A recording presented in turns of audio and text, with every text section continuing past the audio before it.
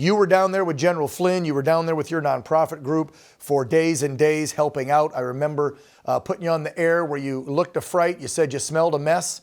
And and I'm sure those people in North Carolina appreciated you and the charity's help down there. What do you make of this now?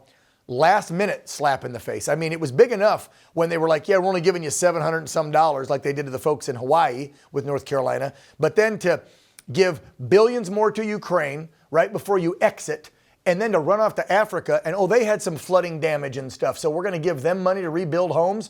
I'm sorry, Americans are freezing in North Carolina right now, aren't they, Chad? I'm way past sounding off on this one. I'm actually really glad you brought me on today because I know you're going to allow me to just ever lose my ever-loving mind. Of course. The people of our own country. This is our own country.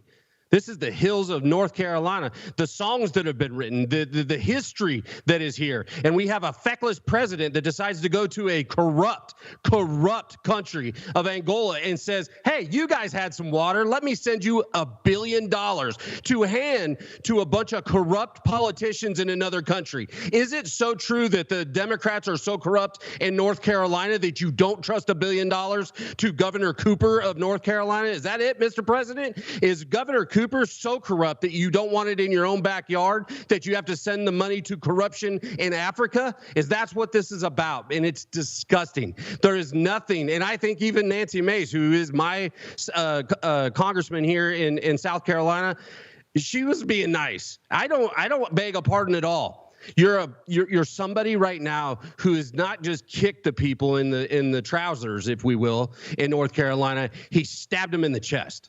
There were 6 states affected by Milton and Helene, right, Chad? And nobody's talking about those 6 states. They won't even talk about North Carolina, which got devastated the most. And I literally was seeing a guy post the other day from the hillsides of Asheville that he's still living in a tent with his kids today, and it's like 20 degrees there.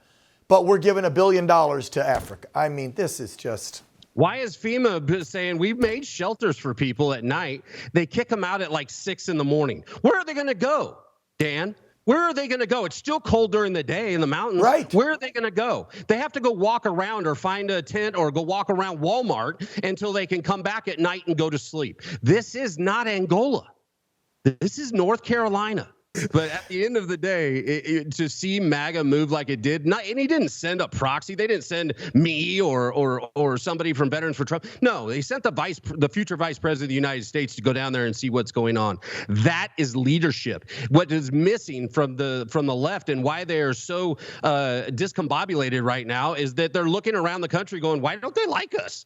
Because you don't do this. You aren't doing what is necessary for the American people. America first means that we're about America. And the fact that the Democrats have drawn that line in the sand and look around like they don't know what's wrong is absolute, complete another word. But what you are seeing, America, is you're seeing what everybody at MAGA was trying to tell you for the last 2 to 4 years.